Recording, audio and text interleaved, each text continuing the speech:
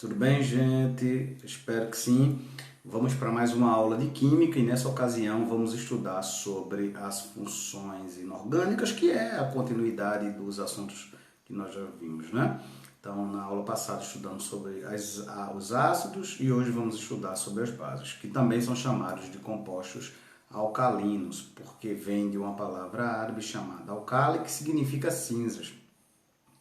E por que cinzas? Porque no passado, não é, as bases elas eram obtidas a partir da queima de plantas. Então, por essa razão, essas substâncias eram assim encontradas, né, e assim foram denominadas de alcali ou alcalinas, né, em decorrência do nome de origem árabe.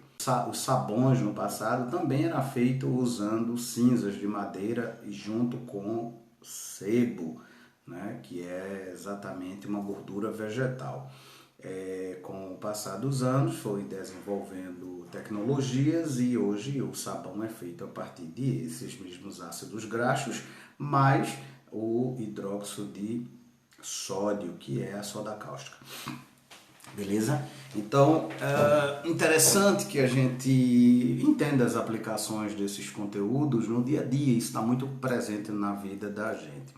Então, ao processo de produção de sabão, a gente chama de saponificação ou esterificação, beleza? Decorem isso, é muito importante saber isso, tá bom? A saponificação é o processo que a gente utiliza quimicamente para produzir sabão. Então, as bases, segundo Arrhenius, que a gente já estudou em aulas anteriores, elas são substâncias que, em solução aquosa, elas liberam o íon OH-. Esse íon é chamado de ânion, porque os íons eles se diferem entre si. Um é chamado de cátion e o outro é chamado de ânion, né? Nesse caso, esse ânion é o OH-, chamado de oxidrila, hidróxido ou hidroxila, como é costumeiramente chamado. Então, as bases, elas podem ser classificadas quanto à sua quantidade de hidroxila, o número de hidroxilas, elas podem ser classificadas em relação à sua força e elas podem ser classificadas em função dos seus nomes.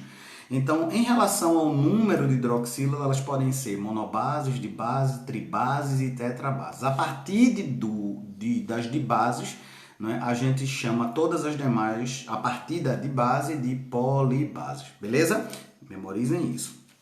Então, em relação à força, as bases elas podem ser chamadas de bases fortes ou bases fracas. E o que vem a ser a força de uma base? A força de uma base é caracterizada pela facilidade que ela tem de liberar a hidroxila OH-, beleza? Então, as bases fortes são todas aquelas que fazem parte da família 1A e 2A. Com exceção, não é, do hidróxido de magnésio, não é, e do hidróxido de berílio, porque o berílio e o magnésio fazem parte da família 2A, que é a família dos metais alcalinos terrosos. E esses dois elementos químicos, eles têm uma propriedade de possuir uma baixa eletronegatividade. Por essa razão, eles são elementos químicos que fazem parte do formador da base, mas que possuem uma eletronegatividade muito baixa, portanto, colocando esses dois elementos que deveriam ser fortes para fazer parte da família 2A, mas nesse caso, eles serão fracos porque ele tem uma eletronegatividade muito baixa, tá bom? A outra questão ainda em relação à força é que as bases elas podem ser também chamadas de fracas. Então, as bases fracas, quem são elas? Todas as demais, todas as outras bases que vocês conhecerem, com exceção das bases que fazem parte da família 1A e 2A, e dentre essas, tirando, né, as bases que deveriam ser fortes, mas por ter uma eletronegatividade baixa, elas ficaram de fora dessa categoria, que são hidróxido de magnésio e hidróxido de berílio. No caso, o hidróxido de magnésio é usado até para corrigir a acidez estomacal. É aquele leitezinho branco que a gente geralmente toma, né, naquelas garrafinhas azuis, onde a gente usa exatamente para corrigir a acidez estomacal. Para quem sofre de azias, isso é um excelente corretor de acidez, porque as bases, elas ajudam a neutralizar os ácidos. Entendido isso?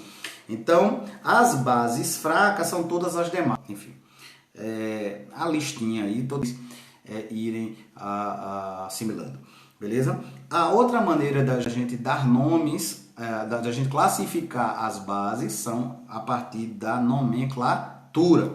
Então, em relação à nomenclatura, as bases elas são nomeadas a partir de dois critérios. O primeiro critério é relação aos elementos com um NOx. NOx é número de oxidação, tá certo?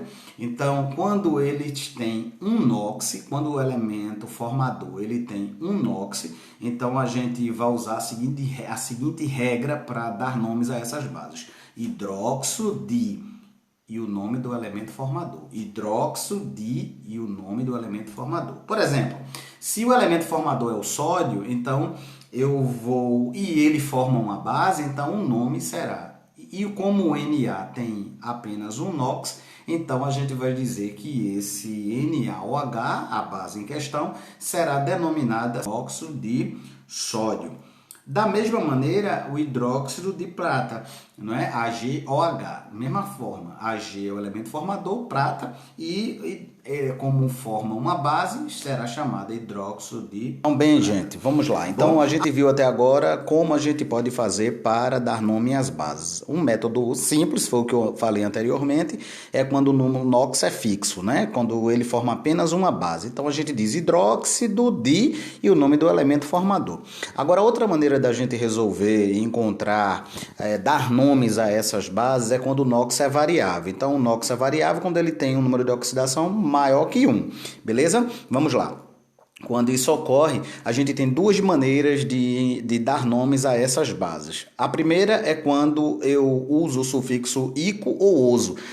Uso ico quando o NOx é maior e uso oso quando o NOx é menor. Desta feita, a gente faz da seguinte maneira. Uso hidróxido e pego parte do nome do elemento formador e coloco ico no final, o sufixo ico no final, ou oso no final. Vai depender de quem são os elementos que possuem o maior número de oxidação. O que possui o maior número de oxidação ficará ico. E o que possui o menor número de oxidação ficará com o sufixo oso. Beleza? E a outra maneira da gente encontrar quando o NOx é variável, obter a nomenclatura das bases quando o NOx é variável, colocando o número de oxidação em algarismo romano. Então eu coloco, por exemplo, hidróxido de ferro 2, 3 e assim por diante. Se for NOx igual a 1, 1. NOx igual a 2, 2. NOx igual a 3, 3. Em algarismo romano. Beleza? Então essas são as maneiras da gente fazer a classificação, as nomenclaturas das bases, que foi o assunto da aula de hoje. Beleza, pessoal? Obrigado por tudo e até a próxima.